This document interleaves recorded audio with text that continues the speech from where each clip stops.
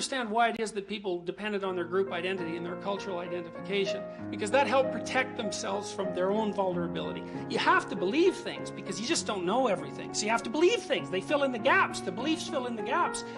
If the beliefs are stripped from you, then your defenses against the infinite are stripped, and it's no wonder that people will defend their beliefs.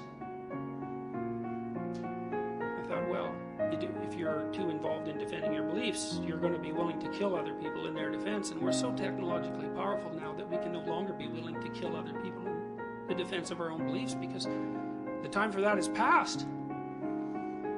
And I realized, well, if you don't stand up for your beliefs, you leave yourself bereft. You're open to the depredations of the infinite. That's equally intolerable. It seems to leave no way out.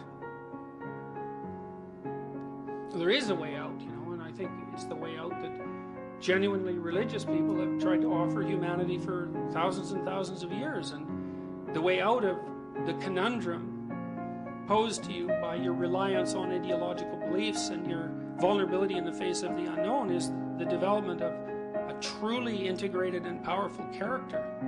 And that's individual development. And it means constant confrontation with things you don't understand and constant attempts to ensure that your character is composed of truth and solidity rather than deceit, and to make of yourself something that's built on a rock and not predicated on sand. And the thing is, it's one thing to tell people that because maybe they should take care of themselves. But I don't know if that's enough to tell people because they don't take care of themselves that well. But it's a completely other thing to say, look, every time you make a pathological moral decision, you move the world one step closer to complete annihilation. And I absolutely believe that. I think the historical evidence is crystal clear.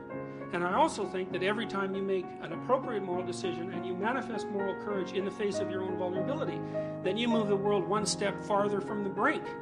And that's the case for every single person. Solzhenitsyn said, drawing on his Eastern Orthodox Christian background, every single person is the center of the world. A center of the world. Not the center of the world.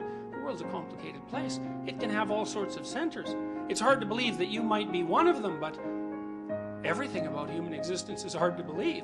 The fact that it's here at all is hard to believe. The nature of it's hard to believe.